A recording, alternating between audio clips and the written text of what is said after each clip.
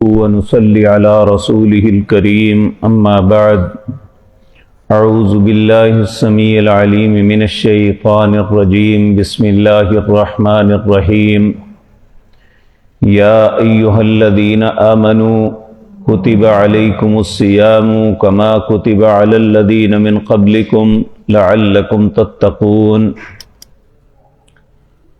حضرات محترم، انسانی فطرت ہے کہ جب اسے کوئی کام کرنے کے لیے کہا جائے کہ یہ کام اس طرح کرو تو فوراً ذہن میں خیال آتا ہے اگر میں یہ کام کروں گا تو مجھے کیا ملے گا۔ یہ انسانی فطرت ہے کہ اسے کوئی بھی کام سے روکنا ہو تو ڈراوا ہونا چاہیے، اگر کسی کام کی ترغیب دینی ہو تو اس کا انعام ہونا چاہیے۔ اللہ رب العزت کا بھی یہی قانون ہے۔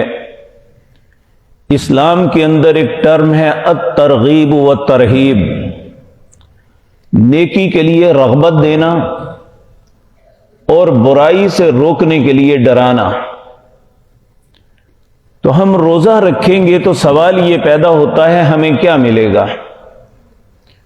نبی مکرم صلی اللہ علیہ وسلم نے اس کی فضیلت کے متعلق بہت سی باتیں ہمیں بتائی ہیں، ان میں سے چند ایک آپ کے سامنے عرض کرتا ہوں تاکہ ہمارے دل کے اندر شوق پیدا ہو کہ اللہ رب العزت ہم سے کوئی بگار نہیں لے رہے، بلکہ اگر ہم روزہ رکھیں گے تو اس کا اجر اور بدلہ کیا ہوگا۔ نبی مکرم صلی اللہ علیہ وسلم کے متعلق میں نے آپ کے سامنے عرض کیا تھا کہ آپ کے پاس ایک دیہاتی آیا، اس نے کہا کہ مجھے جنت مل جائے، جہنم سے بچ جاؤں، تو آپ نے ان کاموں میں سے ایک کام یہ بھی بتایا تھا کہ رمضان المبارک کے روزے رکھنا، اللہ تمہیں جنت عطا کر دیں گے۔ اسی طرح عمر بن مر جوہنی رضی اللہ تعالی عنہ کہتے ہیں جاء رجل، ایک شخص آیا الی النبی صلی اللہ علیہ وسلم، نبی کریم صلی اللہ علیہ وسلم کے پاس، اس نے عرض کیا اے اللہ کے رسول، اگر میں شہادت دوں کہ اللہ کے علاوہ کوئی الہ نہیں، آپ اللہ کے رسول ہیں،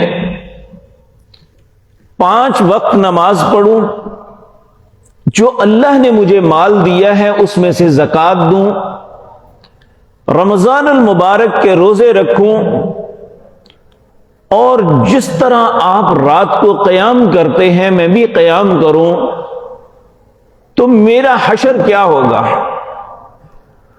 تو نبی کریم صلی اللہ علیہ وسلم نے فرمایا مع الصدیقین والشہداء، اللہ صدیق اور شہداء کے ساتھ تیرا انجام کر دے گا۔ تو یہ بات یاد رکھیں، نبی کریم صلی اللہ علیہ وسلم نے فرمایا اللہ نے ہر شخص جو بھی عمل کرتا ہے فرائض کے متعلق، اللہ نے ہر شخص کے لیے جنت میں الگ الگ دروازہ بنایا ہے۔ جو نمازی ہیں انہیں باب الصلاۃ سے بلایا جائے گا، بھائی نمازی ادھر آ جاؤ، اس دروازے سے جنت میں داخل ہو جاؤ، اللہ ہمارا نصیب بھی کر دے۔ اسی طرح جو لوگ زکوٰۃ ادا کرتے ہیں باب الزکوٰۃ سے انہیں آواز دی جائے گی، جو جہاد کرنے والے مجاہد ہیں انہیں باب الجہاد سے آواز دی جائے گی، جو اللہ سے توبہ کرنے والے ہیں انہیں باب التوبہ سے آواز دی جائے گی۔ اسی طرح جو روزہ رکھنے والے ہیں انہیں باب الریان سے آواز دی جائے گی کہ تم ادھر آ جاؤ۔ نبی کریم صلی اللہ علیہ وسلم نے فرمایا جنت کے دروازوں میں بہت ہی خوبصورت دروازہ ہے، اس میں روزے دار کے علاوہ کوئی نہیں اندر داخل ہو سکے گا۔ جب یہ باتیں رسول اللہ بتا رہے تھے صلی اللہ علیہ وسلم تو سیدنا ابو بکر رضی اللہ تعالیٰ عنہ نے کہا کہ آپ نے ہمیں بتایا کہ جنت کے 8 دروازے ہیں، کیا کوئی ایسا خوش نصیب بھی ہے جسے جنت کے 8 دروازوں سے بلایا جائے گا؟ تو نبی کریم صلی اللہ علیہ وسلم نے فرمایا، اے ابو بکر، تو وہ خوش نصیب ہے جسے جنت کے 8 دروازوں سے بلایا جائے گا۔ اسی طرح میرے عزیز بھائیوں، یہاں بات یہ بھی عرض کر دوں، جو شخص اچھا وضو کرتا ہے اور وضو کرنے کے بعد شہادتین اشہد اللہ الہ الا اللہ وحدہ لا شریک لہ واشہد ان محمدا عبدہ ورسولہ، پھر اللہ سے کہتا ہے اللہم اجعلنی من التوابین واجعلنی من المتطہرین، اے اللہ مجھے توبہ کرنے والا بنا اور مجھے پاک بنا۔ نبی کریم صلی اللہ علیہ وسلم نے فرمایا جنت کے 8 دروازے اس کے لیے کھول دیے جائیں گے کہ جس دروازے سے مرضی اندر آ جاؤ۔ تو یہ روزے دار کے لیے بہت اہم بات ہے۔ اسی طرح روزے کے متعلق رسول اللہ صلی اللہ علیہ وسلم نے فرمایا من صام فی رمضان ایمانا واحتسابا غفر له ما تقدم من ذنبہ، انسان زندگی میں خطائیں کرتا ہے، ہو جاتی ہیں، لیکن جس نے 2 شرطوں کے ساتھ روزہ رکھا، ایمان کی حالت میں اللہ سے اجر کی امید رکھتے ہوئے، غفر له ما تقدم من ذنبہ، اللہ اس کے پچھلے سارے گناہ معاف کر دیں گے۔ تو اس لیے مجھے اور آپ کو یہ بات یاد رکھ لینی چاہیے کہ اللہ رب العزت کوئی بھی عبادت جس کا ہمیں حکم دیتے ہیں ہے تو ہم پہ فریضہ، اگر نہیں کریں گے تو سزا کے مستحق بنیں گے، لیکن اگر کر لیں گے تو اس کا بدلہ بہت اچھا ہے۔ اس طرح روزے کو بھی بگاڑ نہیں سمجھنا چاہیے کہ ہم بھوک اور پیاس کیوں کاٹیں۔ آج کی بھوک اور پیاس قیامت کی بھوک اور پیاس کو اللہ آسان کر دے گا، ختم کر دے گا۔ تو اللہ رب العزت ہمیں توفیق عطا فرمائے کہ ہم روزے کو خوش دلی سے ادا کریں، اسے بگاڑ سمجھ کے نہیں، کیونکہ یہ بات یاد رکھیں اللہ کے ہاں کسی بھی عمل کی قبولیت کے لیے نیت کا اچھا ہونا شرط ہے۔ رسول اللہ صلی اللہ علیہ وسلم نے فرمایا انما الاعمال بالنیات، انسان جو بھی عمل کرتا ہے اس کی نیت کے مطابق اسے اجر ملتا ہے۔ اب ہماری غلطی یہ ہے کہ ہم نے نیت کا ایک عجیب سا معنی نکال لیا کہ کچھ الفاظ کو ادا کر دیں تو نیت ہو گئی، جبکہ یہ بات بالکل غلط ہے۔ نیت کا لغوی معنی یہ ہے النیت عزم القلب، نیت دل کے ارادے کو کہتے ہیں، زبان سے کلمات کو نیت نہیں کہتے، وہ تو اظہار ہو جاتا ہے۔ اور نیت کے متعلق رسول اللہ کا فرمان اگر کوئی انسان سمجھ لے تو وہ ان جھکڑ بندیوں سے نکل آئے گا۔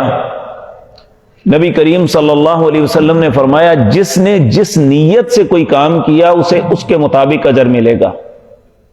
پھر آپ نے ایک مثال دی، مکہ مکرمہ میں ایک نوجوان کی منگنی ایک خاندان میں ہوئی، جو بیٹی والا خاندان تھا وہ مسلمان ہوا، ہجرت کر کے مدینے آ گیا۔ اب اس نوجوان نے اپنے دل میں سوچا کہ شادی میں نے اسی لڑکی سے کرنی ہے، چاہے مجھے بھی ہجرت کر کے مدینے جانا پڑے۔ اس نے بھی ہجرت کی اور مدینہ منورہ آ گیا۔ اب اس بات کا نہ اس نے کسی سے اظہار کیا، اس کے دل کے اندر آئی ہے۔ تو جب نبی کریم صلی اللہ علیہ وسلم کو اللہ رب العزت نے وحی کے ذریعے بتایا، اور نبی کریم صلی اللہ علیہ وسلم اس کائنات کے سب سے دانا انسان ہیں، آپ نے کبھی کسی کو ایسے ٹیز نہیں کیا کہ تم نے یہ کیا، بلکہ جب وہ کسی مجلس میں ہوتا تو آپ اس کے متعلق بات کر دیتے۔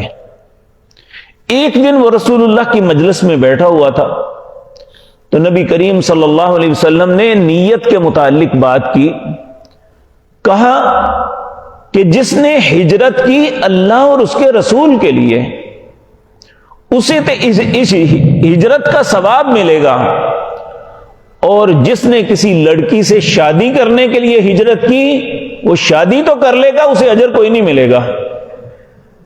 اب یہ اس نے کوئی اعلان نہیں کیا تھا، زبان سے لفظ نہیں بولے تھے، صرف دل میں خیال کیا تھا، اور دلوں کے حالات اللہ جانتے ہیں۔ اس لیے یہ نیت جو ہے یہ الفاظ کی ادائیگی نہیں ہے، اور یہ بات یاد رکھیں، ہر کیلنڈر پہ لکھا ہوتا ہے وَبِصَوْمِ غَدًا نَبِيتُ مِنْ شَهْرِ رَمَضَانَ وَاللَّهِ بِاللَّهِ ثُمَّ اللَّهِ، یہ رسول اللہ کے کلمات نہیں ہیں۔ نبی کریم نے نہ اس کا حکم دیا، نہ ہی نبی کریم صلی اللہ علیہ وسلم نے اس پہ عمل کیا، نہ ہی کسی کو اس بات کی ترغیب دی، بلکہ نیت کیا ہے؟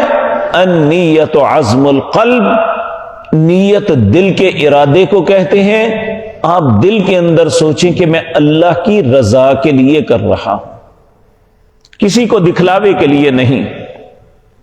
اور اگر ہم اچھی نیت کے ساتھ عمل کریں گے، اچھی نیت سے روزہ رکھیں گے، جس میں مقصود یہ نہیں ہوگا کہ میں نے فلاں کے کہنے پہ رکھا، میرے بھائی، میرے دوست یا میرے والد نے کہا اس لیے نہیں، میں اللہ کے لیے رکھ رہا ہوں۔ تو نبی کریم صلی اللہ علیہ وسلم آپ نے فرمایا للصائم فرحتان، جو صحیح روزہ رکھتا ہے، اچھی نیت سے رکھتا ہے، اس کے لیے دو خوشیاں ہیں۔ پہلی خوشی اسے افطار کے وقت ملتی ہے، جب وہ سارے دن کی بھوک اور پیاس کے بعد اللہ کی نعمتوں سے فیض یاب ہوتا ہے۔ دوسری خوشی عند لقاء ربہ، جب اس کی ملاقات اپنے رب سے ہوگی، پھر اللہ اسے جو اجر دیں گے، اسے دوسری خوشی بہت بڑی اس وقت ملے گی۔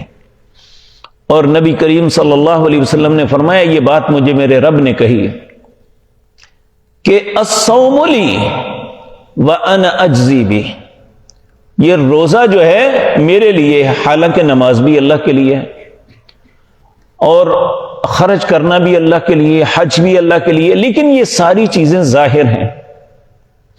آپ دیکھیں، آپ نے وضو کیا، پانی منہ میں ڈالا، اب دنیا کی کوئی طاقت آپ کو دیکھ نہیں سکتی، آپ اسے حلق کے اندر بھی لے جا سکتے ہیں، لیکن نہیں لے کے جاتے، تھوک دیتے ہیں کہ میرا رب تو دیکھ رہا ہے۔ اس لیے روزہ ایک باطنی عمل ہے، اس کا دوسرے ہم کتنے لوگ بیٹھے ہوئے ہیں، کسی کو نہیں پتا کہ کس کا روزہ ہے کس کا نہیں، یا انسان خود جانتا ہے یا اس کا رب جانتا ہے۔ تو یہ ایک باطنی عمل ہے جس کو کوئی نہیں جان سکتا، تو اللہ کہتے ہیں یہ خالصتاً میرے لیے ہے۔ انسان جب بھی کسی چیز، غلط چیز کی طرف نظر کرتا ہے تو حالانکہ وہ دیکھ سکتا ہے، لیکن فوراً اپنی نظر ہٹا لیتا ہے کہ میرا رب نہیں چاہتا۔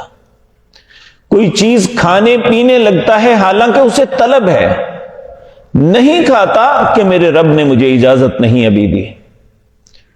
گالی نکالنے لگتا ہے تو رک جاتا ہے کہ میرے رب نے روزے کی حالت میں اجازت نہیں دی، بلکہ کسی حالت میں نہیں، روزے میں تو میرا روزہ نہ برباد ہو جائے۔ تو اللہ رب العزت کے لیے ہی روزہ ہے، الصوم لی، اللہ کہتے ہیں میرے لیے ہے۔ اور دو چیزیں یاد رکھیں، قیامت کا دن اللہ سے جھگڑا کریں گی، سفارش کریں گی انسان کے متعلق۔ ایک وہ جو قرآن پڑھتا ہے انسان، یہ قرآن اپنے پڑھنے والے کے حق میں اللہ کے حضور سفارش کرے گا، اور دوسرا اس کا روزہ اس کے حق میں سفارش کرے گا، وکالت کرے گا۔ قرآن کہے گا، اے اللہ میں تیری کلام ہوں، میں نے اسے رات کو جگایا، اس نے رات کی تاریکی میں، صبح کے آغاز میں، دن میں مجھے پڑھا، اے اللہ میں تجھ سے التجا کرتا ہوں، اسے معاف کر دے اور جنت دے دے۔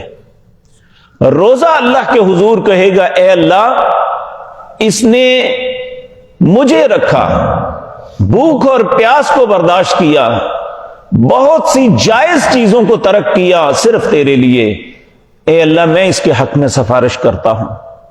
تو اس لیے ہر مسلمان کو یہ بات یاد رکھ لینی چاہیے کہ اللہ ہم سے کوئی بگار نہیں لے رہا، بلکہ ہمیں عزت اور شرف سے نوازنا چاہتا ہے، اسی لیے ہمیں نماز کا حکم دیا گیا۔